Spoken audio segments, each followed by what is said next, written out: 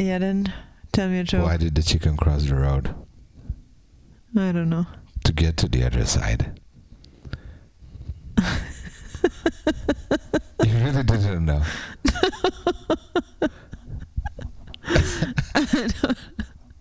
Okay. This is older than me. What is... I don't get it. Why did the chicken cross the road? To get to the other side. Yes. But this is not a joke. Yeah, this is the joke that everybody starts to think like why the chicken crosses the road. So funny. And it's the obvious reason. I have to go to the restroom once more. Okay, this was this is not a joke, right? No, it's not a joke. All Lights On, a podcast about equal parenting by a triathlon mom and a rockstar dad juggling everyday's life. Welcome. János! Hi János, how are you? Hi Elena, I'm doing well. And with that, I would like to wish you happy anniversary. Thank you. This is just funny for us because this is the second take. Yes. But anyways, I love anniversaries because by now, and since we are parents, we are always celebrating with food. To make it easy, it's a pick-up food.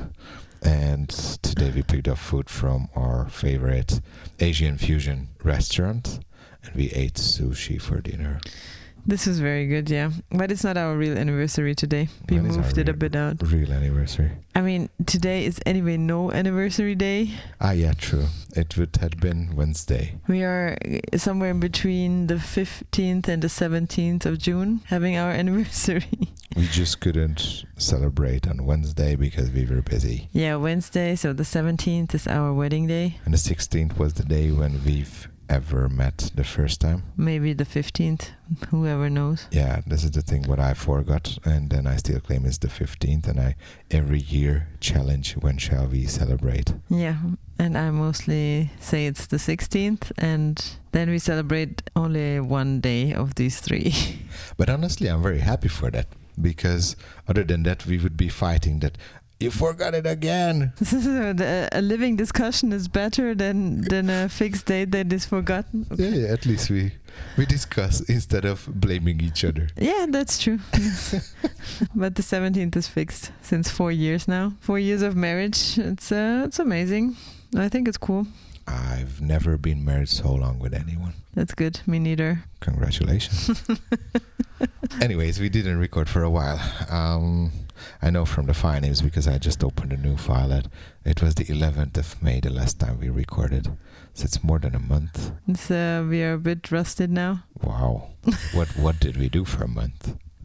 It was quite much. And also a lot of podcast episodes were released. I mean, 2 or something like that in the meantime. And we got a lot of feedback. And I would like to say thank you to everybody who's listening. And thank you especially for everybody who gave us the feedback that they are listening and are recommending the podcast to others. We are very happy about that. And it inspires us and keeps us going. I can only confirm. And what I would like to add is that some of the feedback told always when they are listening that they are also getting very emotional or upset and so on. They would just like to add something to it. So when this feeling is coming, then on social media or wherever you find us, just tell your thoughts and comment and so on. Yes. And since a lot of things happened for us since we started to record podcast episodes, and we claim that we are a podcast about equal parenting. What we have never talked about.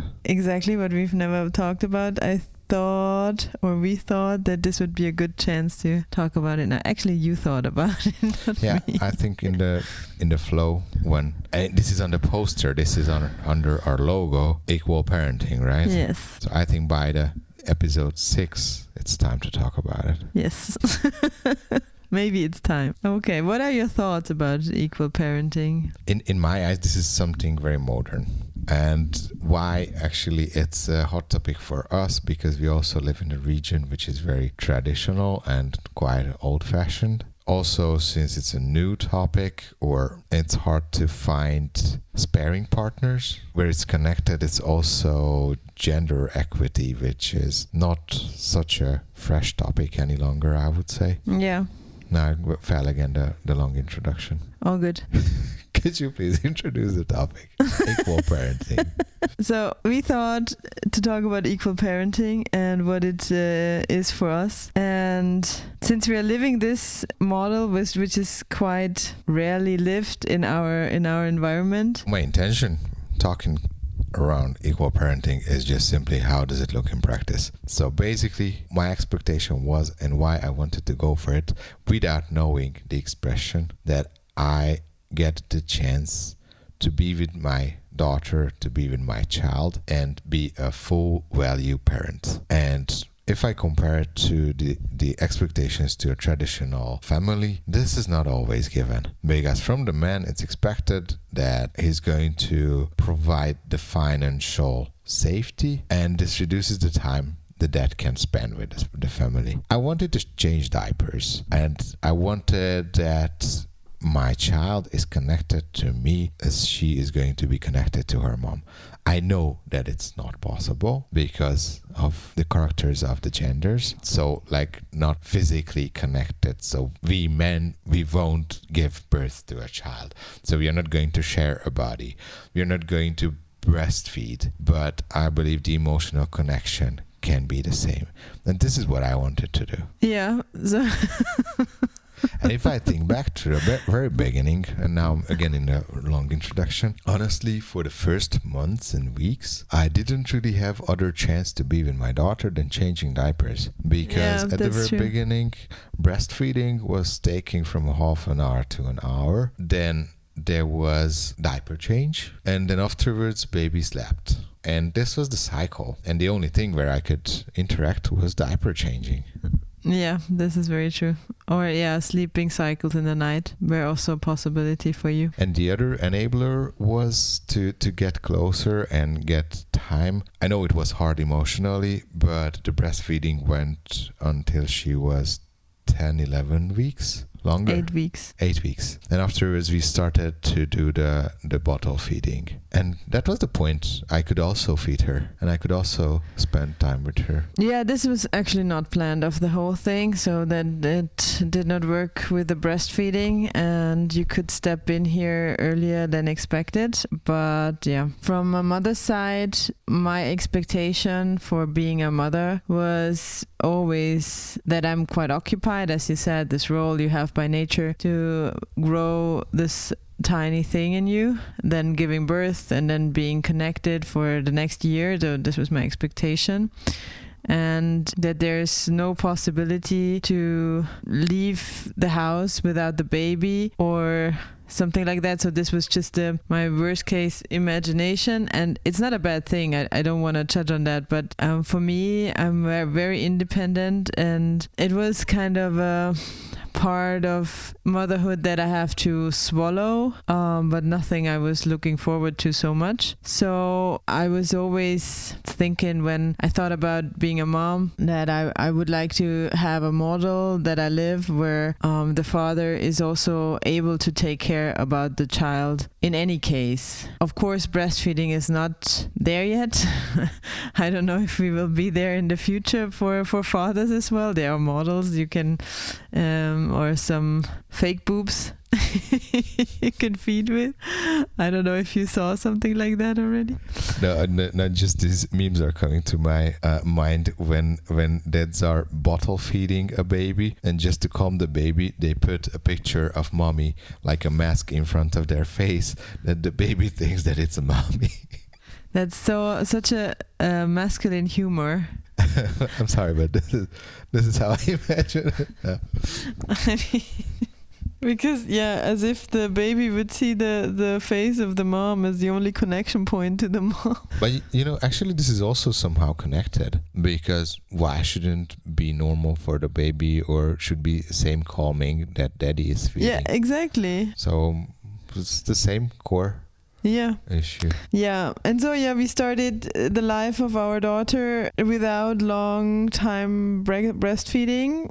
Unfortunately, I have to say I had a very hard time to to give this up. But then with the bottle feeding, we were quite well doing, and we could already there distribute more equally. And we also have to say that, and this is a disclaimer, and I know that not everybody can go this way due to financial reasons. So we are in the privileged or situation that we earn quite much the same, quite the same. Yeah, and actually this is somehow a kind of a prerequisite. And also it's, I mean, I wanted to talk, before this episode, I built up some points, and this would be a later talking point.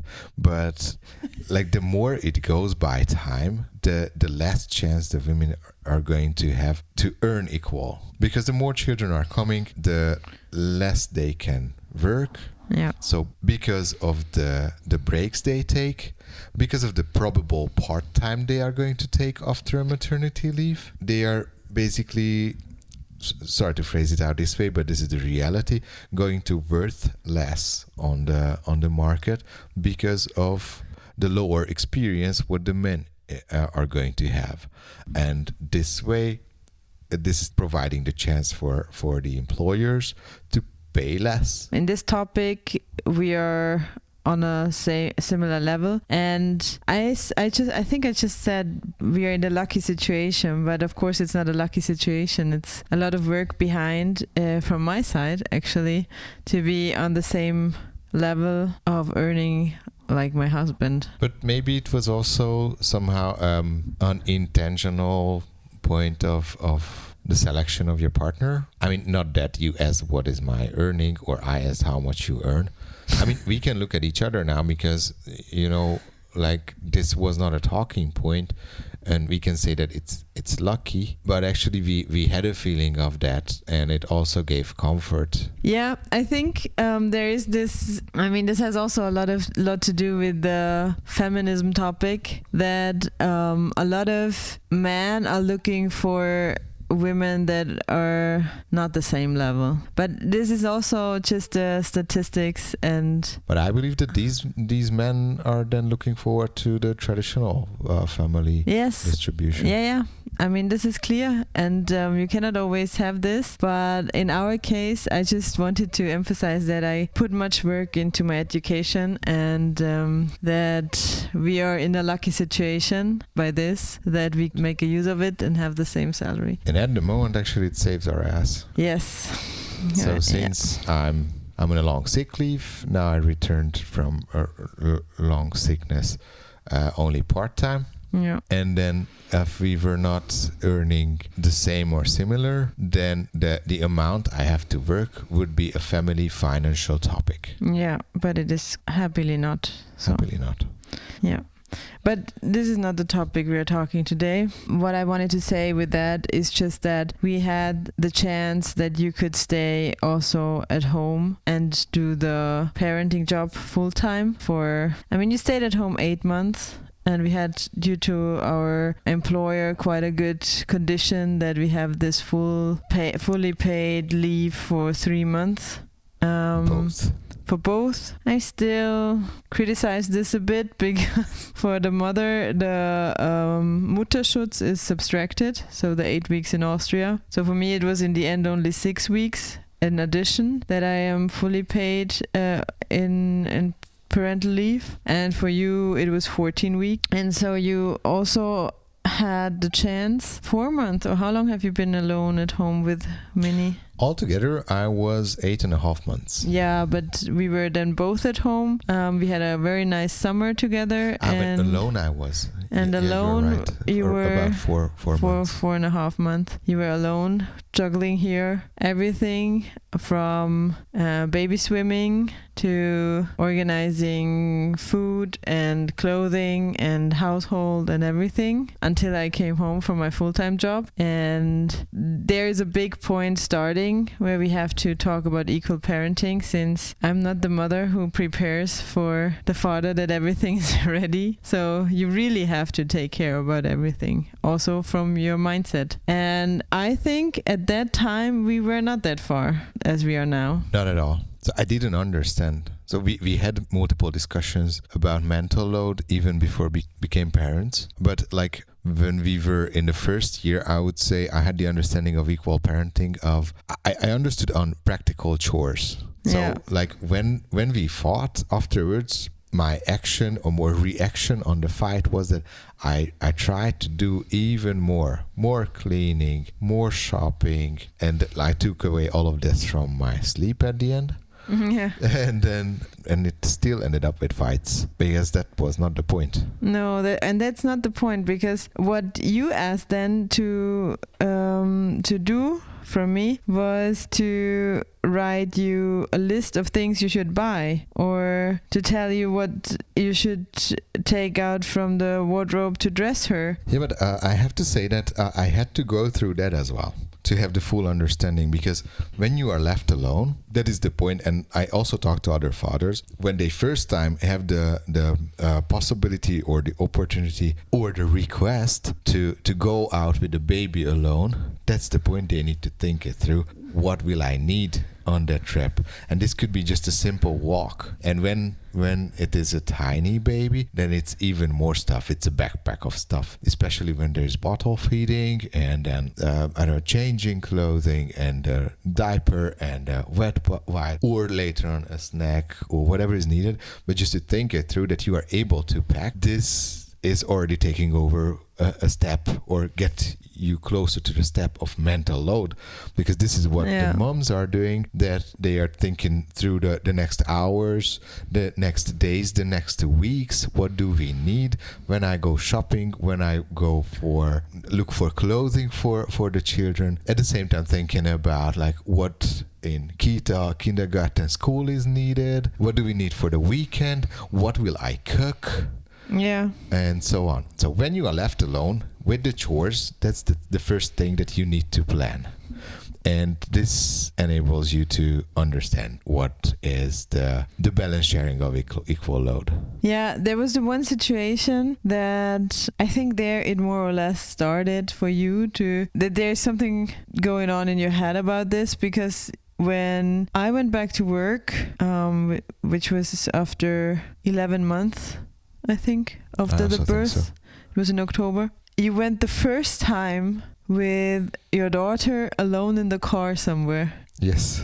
I think it was baby swimming, so you had to pack for this. I always supported, or I always did it, or I always drove or something like that, or we were always going together, but this was the first time you really had her with you alone in the car. Yeah, and I can remember I was trying to interview you prior, because I didn't have an idea, like, how shall I dress? It was winter time. Yeah. I didn't have an idea, what will I put her, how will I dress her getting out of the car, then getting into the facility to the pool. It was an indoor pool. How am I going to change her? Where can I change her? If there's a changing board in the locker, and then every step became a challenge, how to organize and what to prepare for. How can I match it to her energy? When is she going to get hungry?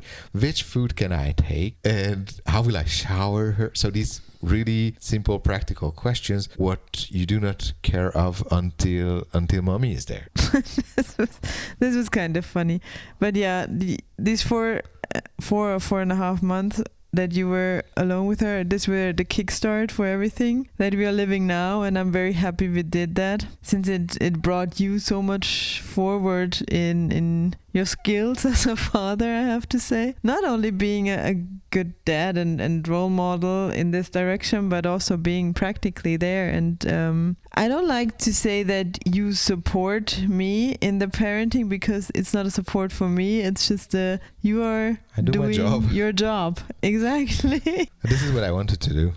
Yeah. And so for me, it was just fascinating that this, from the beginning, we are wired so differently, because also as a mom you have to figure that all out, and it's kind of the same thinking as you described, but you're expected to do so, and you're expected to find it out by yourself. You can ask people and so on, but there's no discussion about it in the society, that when you're having a child as a mother, you will figure it out. There's no question. And I also have to say, when it was the case that you are at home with a child, I got asked a lot of times, what is with my child when I was full-time working? Like, how does this work? How was this possible? And I was asked, not only by men, but mainly, how we can organize this and how is this really possible that I can work full-time and if it's not an issue. I feel the way of judging in this question. I'm very sorry for that. And honestly, I was not asked when I returned, because when Monchi was born, then I was home for 1 month and I went back to work still 100% until I started then my leave, and I was not asked. Like, everybody's just asking, how is the baby, if I can show pictures, how do I feel, that's it. Yeah, nobody asked, like, how can only mommy take care, and how is that you are already back. Yeah, but this is the case, so this is why we are talking about this, that basically this mindset should be removed from the social expectations, because it's the same for everyone. However, I have to say that you moms are just, and wait, I cannot say if I can generalize, but you yourself, you are so much forward looking and preparing for the next step like a good manager.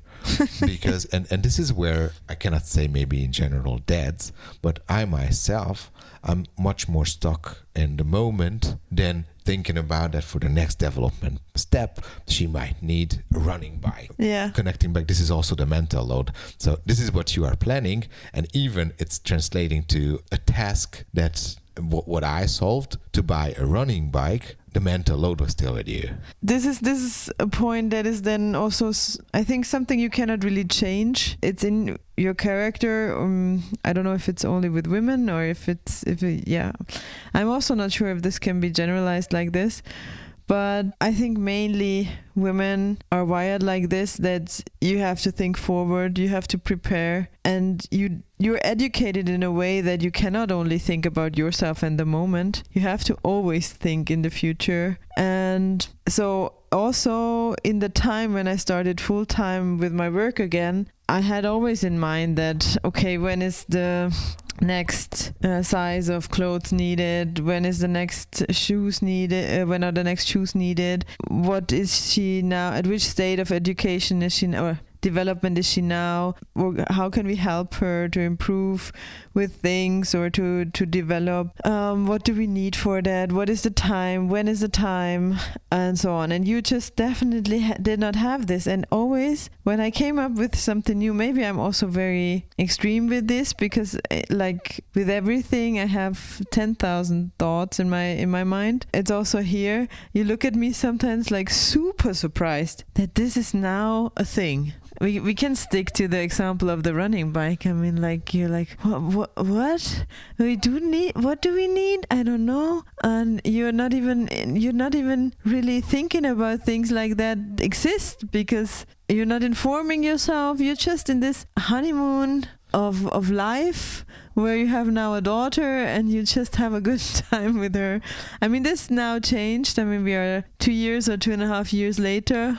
2 years later, and now it's of course we developed as well, but in the first time you were really like with heads in the clouds. This is the thing, so you need the exposure. You moms, you cover everything, and this is not the blaming now. But I know what you mean. And honestly, I mean, of course, so this is how nature is built up. So you give birth and then you breastfeed, so your body is going to keep that child alive. So of course you are going to have the most, and that's the point when dads are just waking up that, oh, I became a dad.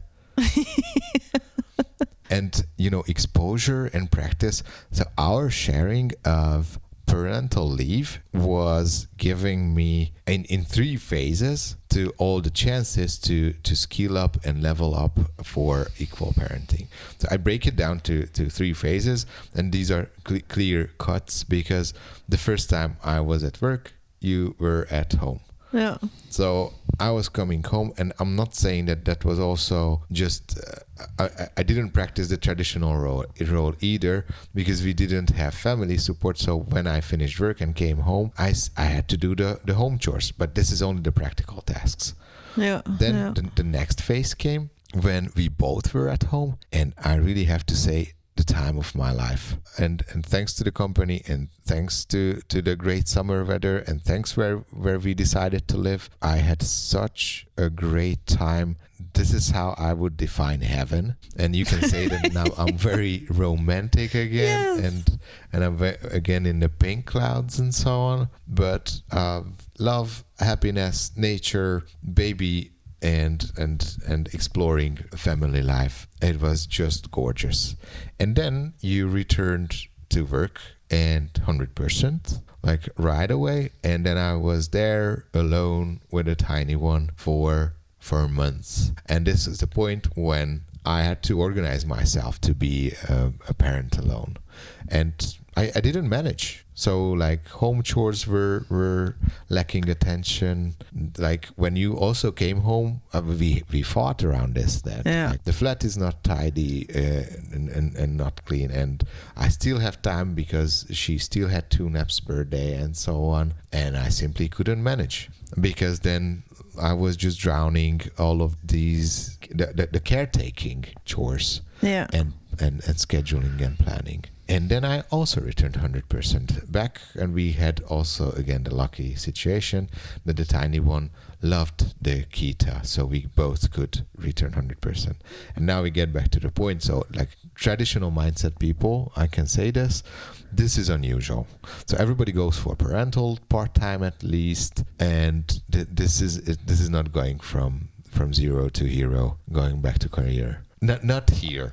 Because when you go to Switzerland, other countries are different. Also, if I'm talking to the colleagues from Slovenia, they are also going back to career like full force. Yes, I don't know how is it in Hungary, but in Germany, and also with my relatives at home or with the environment, there was always a bit of a prejudice about giving your child with 1 year already to daycare full time. And so this is how I grew up, and you have to actively decide to go against your mindset that you grew up with, or it's maybe not your mindset, but your own culture, and to go a different way that fits better to yourself. But I also have to say that, of course, it was for you also I was a bit unfair in that point to expect from you to have it all under control at that time. Because when you were with Minnie alone at home, when you started this,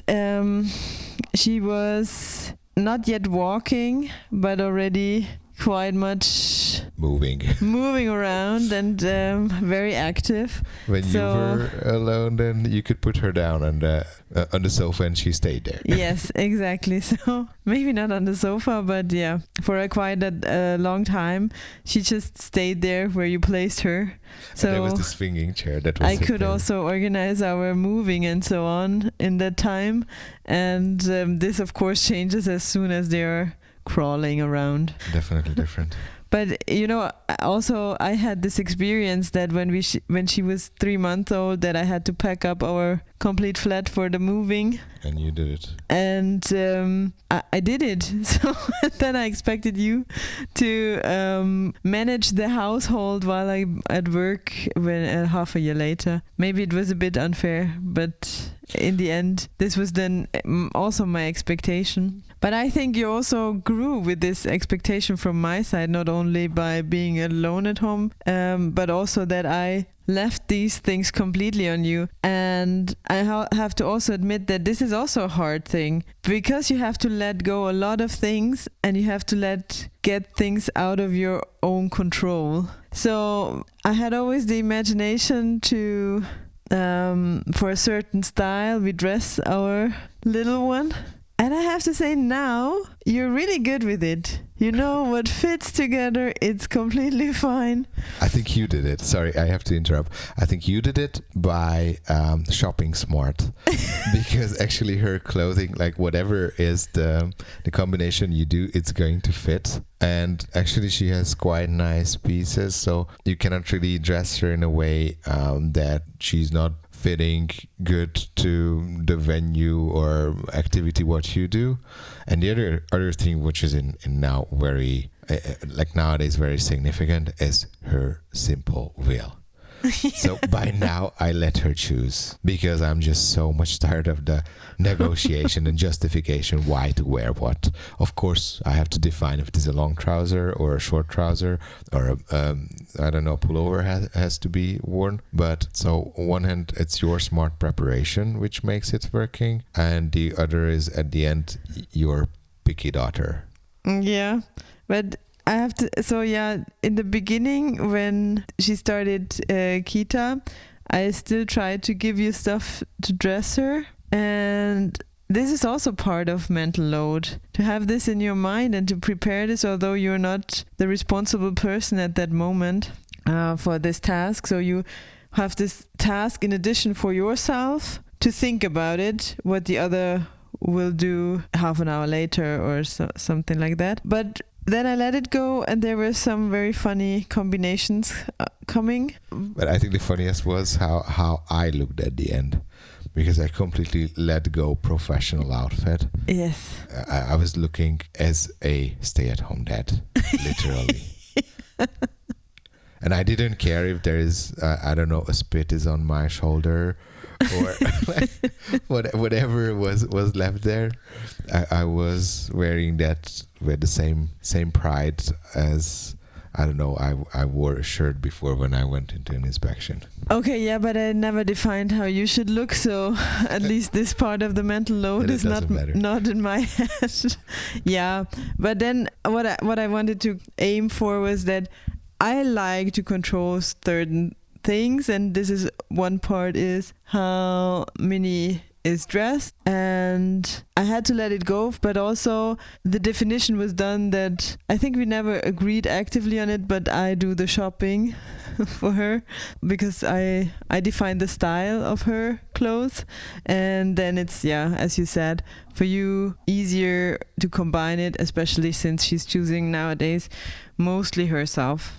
But this is also not only clothing, but also the cleaning topic, or we had to find somehow our middle way through this. Definitely.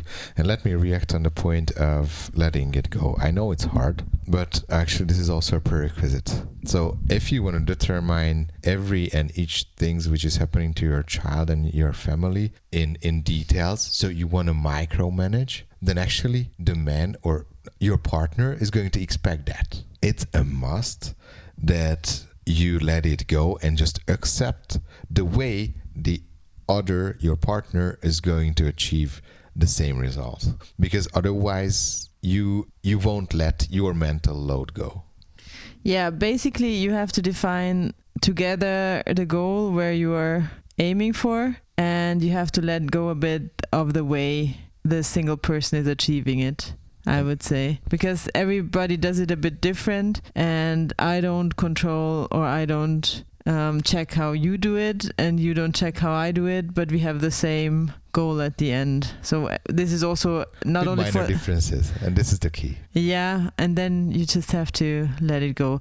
This is not only parenting, this is also in the relationship about organizing presents. I mean, this was also often a topic. I have certain imaginations, but then to reduce my mental load, I have to let this go. And you often think earlier about the present, so I just let you do it without commenting, or you just ask me if this would be fine, and I say yeah, then organize it. And this is the thing, so like sharing is not necessarily 50-50, and also like our sharing is not that we do everything half off. So for like cooking, this is where we are traditional, because actually you have fun with cooking, you are a better cook than me, and also you have a special diet due to your hobby. We ended up in a way that's mainly you cook. But the unwritten agreement between us, one is cooking, the other is cleaning up. And actually this is something which fits to me because I like to clean. So after I was fed good, I'm very happy to clean up and do my side of the task. And for example, on this, we never fought. The only fight came, which was related to this, was shopping, because I do it in a functional way, and you go there to get inspiration. And sometimes I did the shopping in a way that there were nothing inspiring in the fridge that you could cook. You came home with what you expect to have on a breakfast table. Yeah. Like cheese to cut, fresh cheese maybe, and paprika, cucumber, and maybe tomatoes if you managed. Yeah, but this is the thing. So, like, this is why I was saying that there might be differences. So when you do not give a shopping list to your husband, then this will happen. And your husband is going to be very proud of himself because he managed the task. Yeah. And then going to face with a cold shower that the wife is going to complain that you didn't buy anything I could cook. Yeah. Yeah. But the funny development is that we built up now a set of things that we always buy, and this you always buy. And then you tend to buy it in a larger number.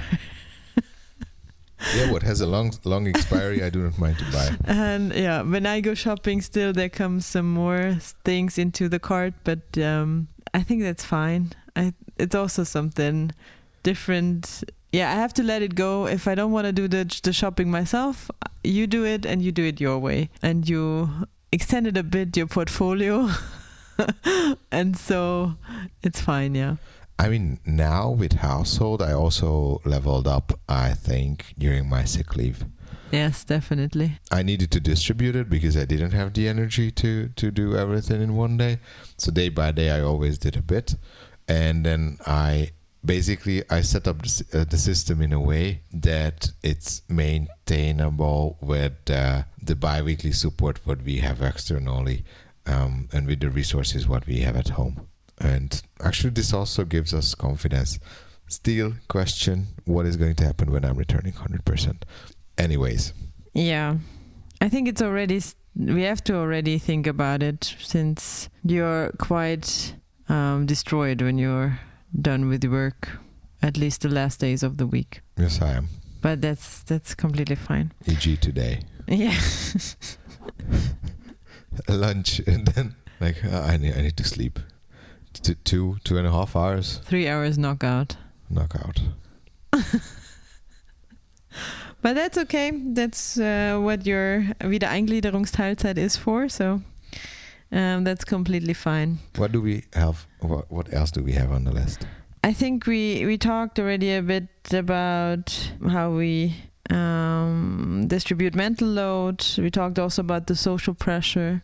Also how traditionally the gender-based distribution is going, and how this worked for us in the beginning. Yeah, I would first like to talk a bit more about how we now really practically go into equal parenting. How do we organize ourselves? So what do we do in practice in the daily life on sharing chores?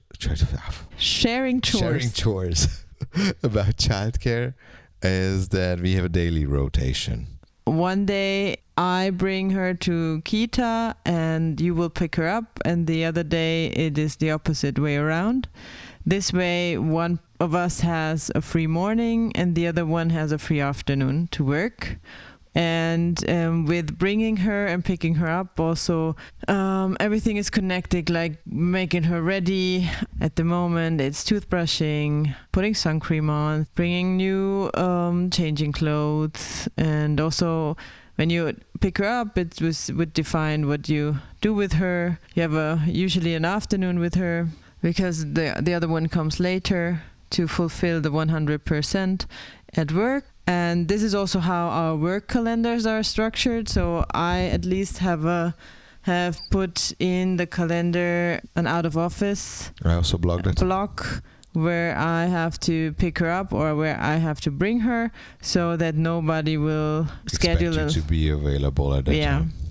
And it does not work always, but then my priority is always that I pick her up or that I bring her. So then I would just not react on this invitation no matter what. Or when there is a work priority where we definitely have to be there, then we just change our schedule for a day or two and we swap. Yes. This is also sometimes a bit more short notice. So we have it for long-term plan that, okay, we have it for everyday planned. But yeah, if there's something coming, we can always discuss. This is not a problem. And also for me, it's at the moment more my sports schedule than my work schedule coming in, and where I say, okay, I can go swimming in the morning, which is here due to opening hours of the pool quite rare or only defined by the swimming club. So I would just ask, can I do this? And then János would say yes or no, and then it's the fact. I mean, we have to adjust, right? Actually, this is so funny because until I was not a parent, when I saw couples asking for allowance for each other to do something, I was thinking that this is ridiculous. But now I'm at the point that actually this is the proactive communication, which is going to enable them to be available somewhere. And this is the model like everybody should follow. This is just like such a mind switch.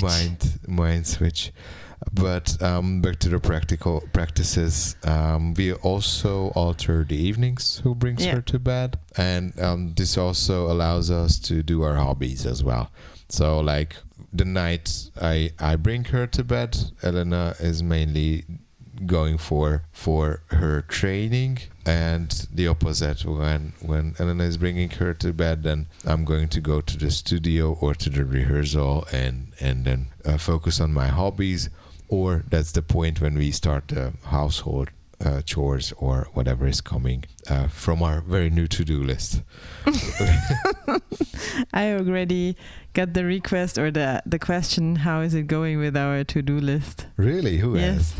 asked? You shouldn't say names, right? I don't want to say names here, but actually, we can give feedback here already. So we have a shared one, and actually we manage it in a completely different way. You break it down to a daily manner, and I have a main list with big points. So you schedule with it, and I just keep an inventory there. So I believe we are visiting the separate parts of that list. But the good thing is that, it's available. So I always check what is on your schedule, and this helps me to understand that you are just simply busy. And what are you busy with? She does not have time. Okay, if there's one moment, I can squeeze in another task for her. But the point is that this doesn't end up missing priority, which is important for the other, and to do something double. So I think it's a very good invention. I mean, it's not a big deal. It's a shared note. But for me, it's very valuable. Anyhow, this is what we do on the weekdays, and the weekends depends on what is the activity. So we have a shared calendar there. So if I have band or music related activity, then Elena is going to take care. When there's a triathlon, then I'm going to take care. And in detail, we try to spend the weekends as much as possible together. The only thing which is non-stop is your training. So when you have, 2 hours ride, then I'm going to take my time with the tiny one. But also you're trying to focus your trainings in a way that it's done when she's sleeping.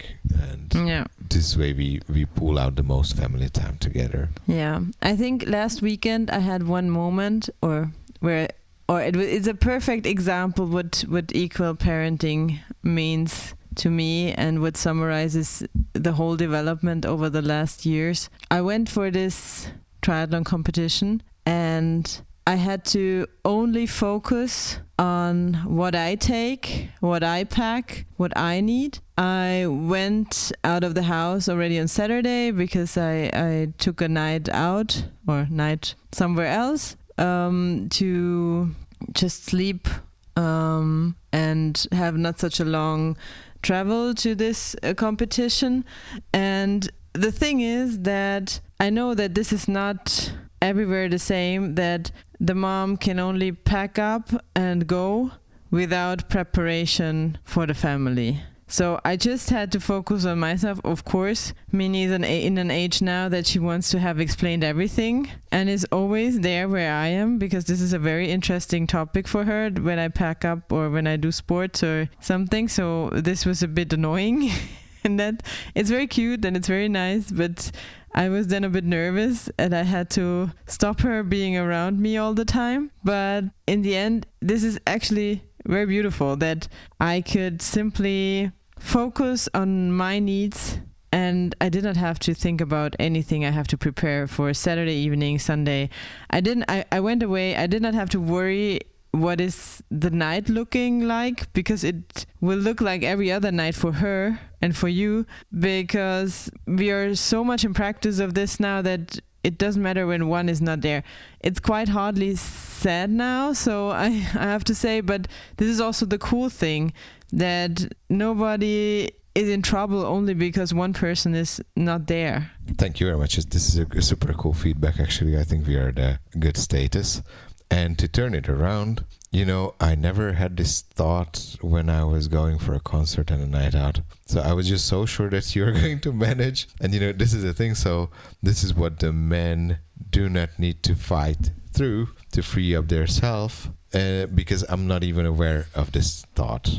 So this is the difference between the genders. Definitely, yeah. A big point where we are still in a development phase is how we are making decisions about educating our child. Can you bring an example? These are basically the topics we are talking to our psychological advisor about. Like, how do we handle the situation when she was around 1 year old or 1.5 that she was hitting, or what I would like to start it a bit different. Not that it was more the question you phrased, but in this sense, I would like to talk more about the educating parent and the enjoying parent. You know what I mean? Or the cuddly parent. When at the dining table, she starts to play with cutlery. And who is stopping this play first? Where we are now, I think, which is a very good status already, that we both recognize. One might be faster reacting. However, we represent the same values. And this is the starting point. Yeah. Because when one allows, and especially at the phase where we are heading to with her, that she's looking for the gaps where she can have freedom and she can rebel, you can immediately lose the control when you are not representing the same values. And most probably parents who grown children, they already know. We are still exploring this. You have to be rock solid. Otherwise, you lost. Yes. And there we had also quite a development phase for us, since feeling-wise, I was always more the educating parent and the person who was interrupting or interfering.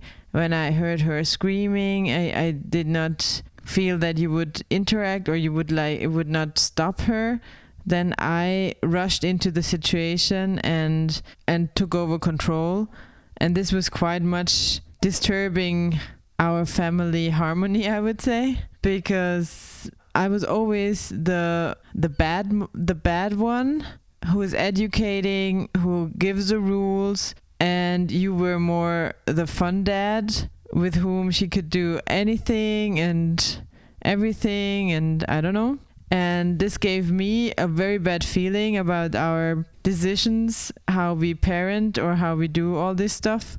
And we also had a bit of a disturbance in our relationship because I was feeling kind of betrayed, because I did not understand why you could not take over the same role as well. And I don't know if we mentioned that we go to this psychological advisor. I think we did.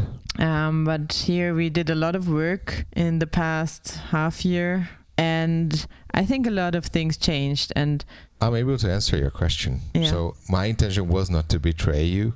And actually, like, you always come up with that see the world always through my rosa glasses. But this is not the point. The point was actually, you have a colleague. One time I went out for a baby meeting. The babies were playing at the playground.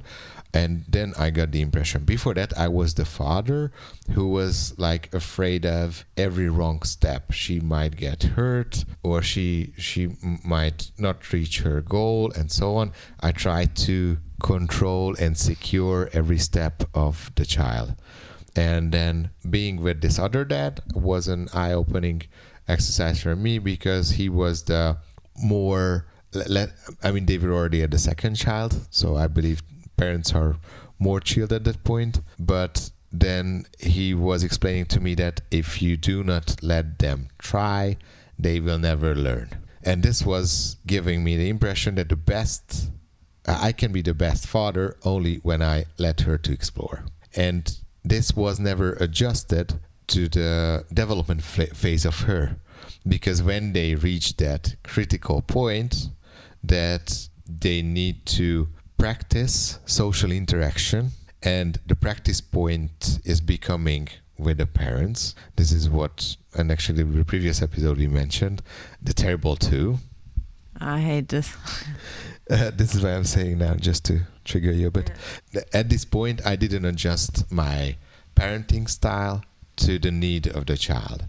And there, the big change one was that we fought much. So, and you were right.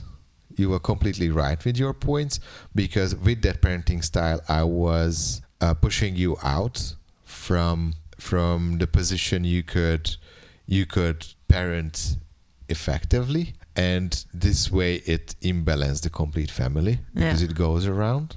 And one point was that you complained. I knew I have to do something. And we went to also this other advisor at the Kita, the social worker who was invited. Yeah. And she was giving me a metaphor, an explanation of a circle where the children are always returning, which is the safe place with the parents where they can practice and they can explore in any manner they want to. And when they go out to explore the world, they are going to follow all the frame, all the regulation what you gave at home, and they are going to behave accordingly. And this is how they this is how their regular life is spending day by day. And this gave me the understanding that by being, I could stay stricter, but like being more controlling parent than at home, I'm going just to enable her to explore the world better. And with this understanding, I became more strict. Yeah. If you translate it to practice, but this core switch in my mindset was necessary that I can go into this direction. And then when there were exercises also from this other advisor, when we got the homework, like 3 points, which is valuable for you want to bring into her education.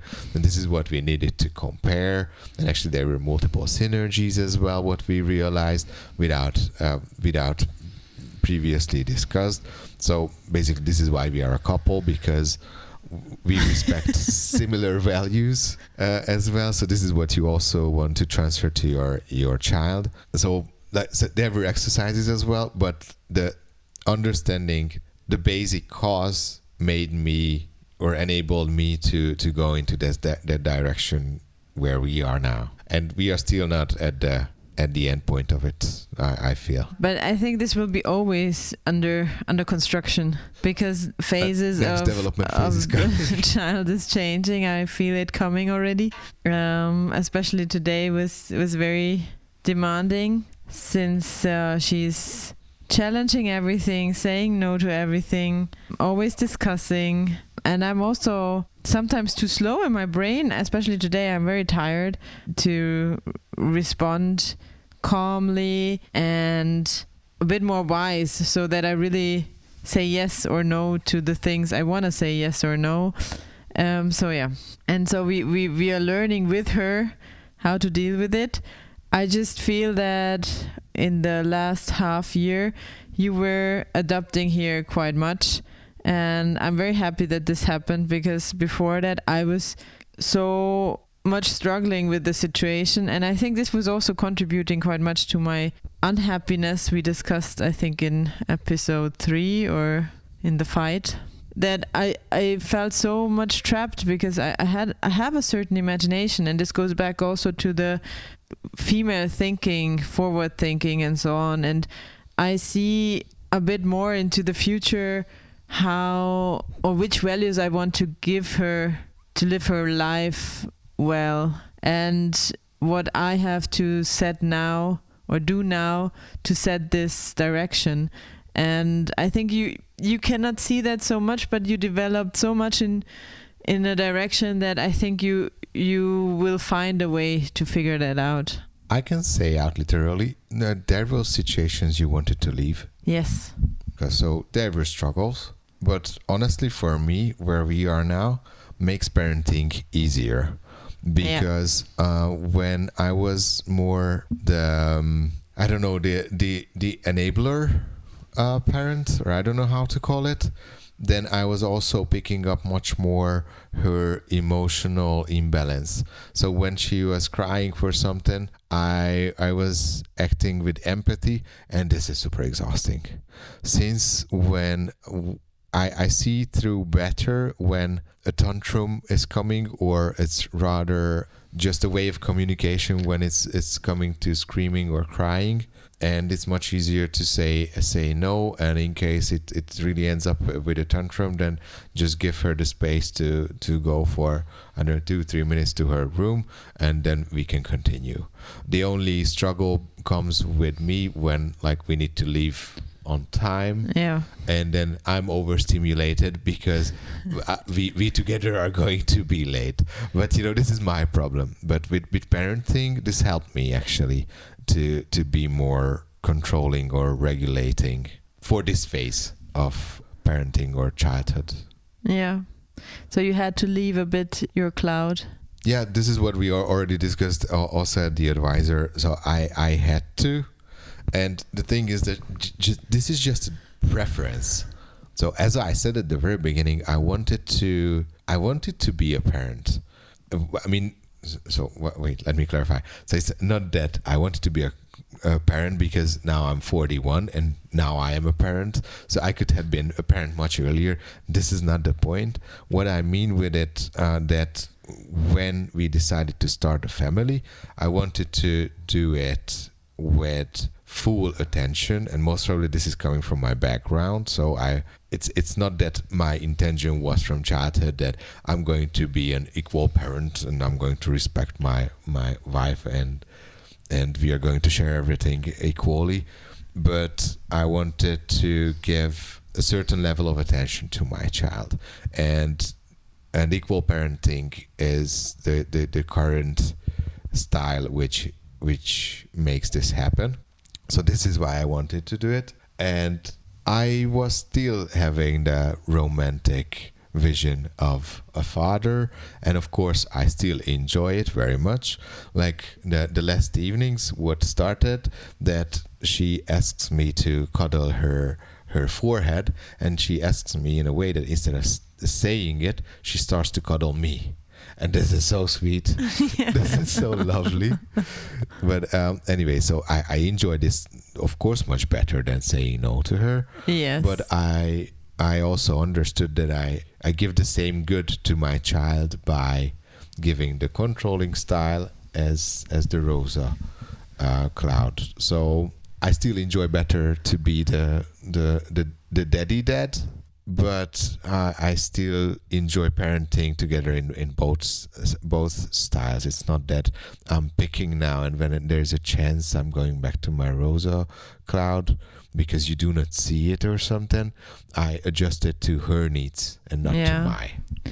And I think this is really very much important. It brings a lot of balance when both parents are taking over responsibility for education, and this is what I just thought is bringing us so much forward to have a better mood also in the family, because everybody is more chilled although of course I have my ups and downs and my annoyment points, but it's not anymore so much between us. It's more about the situation. I'm not mad at you that there's something happening, because actually this does not happen so often anymore, that really I'm like thinking, oh my God, what is he doing now? This is absolutely not going the right way or something. It's more like, okay, I'm overstimulated, I'm upset on the situation, or I cannot handle how she is reacting or her emotions at that moment. But this is, I think, super normal.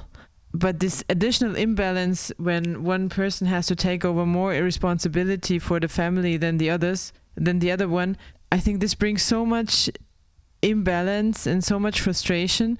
And it can be a frustration to be a full-time mom and the dad does not take care. This is one extreme. Or a full-time mom and a full-time working dad who has to provide and has this pressure to earn. I think all of these extremes are just bringing a lot of frustration, and so the balance is key. I mean, this is quite a standard saying, but I would say in the end, everybody has to decide how much you can pick up and what is your own wish, how you would like to do it. And all the traditional, and we say it always, like the traditional distribution is for us not the solution, but for some people it is, or some even have to go this way due to financial reasons, or they go this way because they want to go this way, they like it this way. So it's also, it's always a choice, and as long as it's a choice, it's a good thing. There are women also in my network who wanted to be a mom and then also wanted to stay at home as long as they could with the child, because they wanted to be a mom. So this was one of the life goals. And of course, then when there is a partner who is willing to support that, then the best is when takes care of the financial background. But then that's the balance between them. Yeah, exactly. One question I had now in my mind was, how is this model you live now working with your cultural background? Good question. I didn't compare it ever. I think I left my cultural background so much behind that it doesn't feel so much different.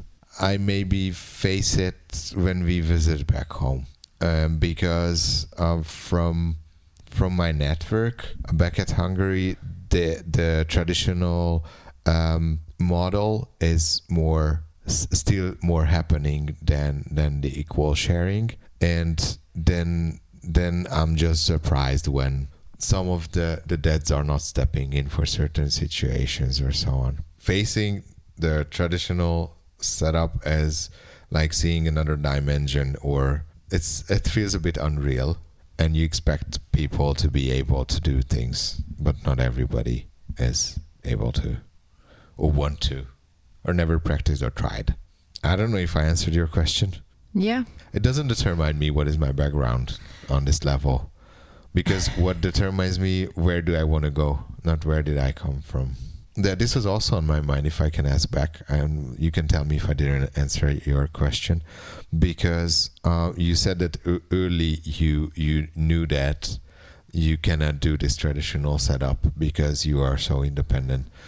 Did you have anybody, because you're also from a I cannot say old-fashioned, but more traditional region, and was there anybody who was representing the opposite? Or how did the thought come that you want to do it different? Yeah, good question. I had examples in my family, so not my direct family, but so where there was a family both full-time working, but also in a model I do not really see for myself, so with au pair and nannies and so on. It's not that I think it's bad, it's just was also not in that extreme my intention to do it this way. And it was also not like that I would have said, okay, I see that there's a career, or the woman does a career that I admire or something. It was just a different model I saw. I of course have my own family, and I think of course, my parents have a more traditional distribution, but a very open mindset. And I was raised in a way to always go my way and just to try. And this is it, I think. And I just did not want to have 3 jobs to finance everything. I just wanted to have one good job, and this is what I saw. I think I did not have a real idol or something, or a way that I saw that it works out or something. I think it came over time. The only thing that I thought when I was younger is that I will never have children, because I don't want to live this traditional life I'm seeing as a mom, like stay-at-home mom. This extreme I saw, and then I thought, okay, if this is the only way it's possible, then I don't want to have it. And then over the years and where I went and the education I went through and the people I met, and I figured out that, okay, it might be possible in a different way. I did not say as a teenager, I do it differently. I just thought, okay, this is what I don't want to do. This is what I don't want to do, yeah. I mean, this is also something similar to me, because with my background, my parents were rather wired to provide a financial ground for the family than, I don't know, common time. And this is what I thought I want to do different, that in case I ever have a child, then I will prioritize common time with the child over, I don't know, being able to buy something. But of course, like, I also cannot judge over the previous generations. Yeah. Because so hard. Now we are living this economical peak where we earn well and the shops are full and so on. So it's much more comfortable life, and we are also better educated, and it's not comparable at the end. However, the intention was given by that to me, that I want to spend the most of my time with my child if I ever have one. I think this is a good conclusion. To go to the wrap up and ask each other what was your best and lowest point of the last. What was your worst point in the last 2 weeks? The last 2 weeks, the big, and this is independent from family, it's rather my health, is that my hormone pills, I think they are operating now. I started to overdose them. So like taking more than at the beginning. And this way I could leave away much of my day naps. And I thought energy is also coming with it. I thought that then within the 50% of work time what I have now, I can achieve more, but I cannot. Okay. So this is my current challenge and struggle, and worst point, that this 50% part-time is not enough what I want to do at work. Yeah. What was your worst point? My worst point in the last 2 weeks was that I was not taken for the job I was applying for.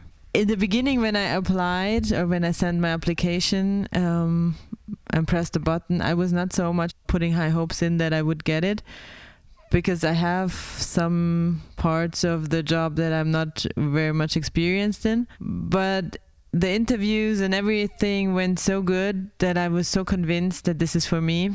And then to receive the information that it's not the case was quite destroying for me. So yeah, this was a very low moment in my last 2 weeks. This is a bigger topic, and I think this will be very good for the next episode. Yes, we will make an episode about my career and educational journey. And what was the best point? Yeah, the best point was my triathlon. I'm sorry, nothing has to do best or worst point with the family this week or this time. But I loved to go to this competition. I loved to finish it in the time, and I had so much fun from the beginning to the end, although it was tough and painful. I don't know if anybody can relate but a triathlete. So yeah, it was really, really a cool event. I was super happy that my brother joined. We talked a lot. It was really an awesome day, and I had really a lot of fun. Congratulations. And what was it for you? Actually, this was the proudest moment of mine, what you mentioned now, because I was very happy for you that after so much of preparation and training, you got to the point that you did the Olympics distance. And actually, if we do not count the changing time, you did it within the time range you wanted to reach. Yeah, but this is triathlon. You have to count it in. You are so annoying. But like best point, then I would choose a family-related one. Minnie started to eat brezel with butter in a way that she puts the butter on the brezel. And I could watch this for a half an hour because for the first trial she was so slow but so accurate and enjoying it so much that this is beautiful. These proud moments, yeah. I love that she's now trying to put everything on her bread herself. But this is also the fun of parenting, or the beauty of it, that the kids are trying the first time and you're so amazed and you like it so much. And after 1 or 2 trials, it gets super annoying because they want to do everything by themselves now. And then when you're in a hurry or they make a lot of mess or something, you still have to let them do it, and then or you end up in a huge discussion. Especially the brezel you use on the way. Like when they need a snack, you give a half brezel and they are fine. And like this manner, you have to plan a half an hour that she eats a brezel with butter. But yeah, that's it. This was a nice conversation about how we are equally distributing our tasks, chores, and love and family time. I hope you liked it. And in case it is this way, how to say this? Please follow us, give us a thumbs up, subscribe, ring the bell, whatever. And also share how you do it. So there's a comment field. If you have better practices, then let us know. Maybe we can learn something, or the others can also Tips learn. and tricks. Tips and tricks, know-how, and all the magic you have with parenting. Thank you for listening. Thank you for listening, and see you in the next episode. Bye-bye. Ciao.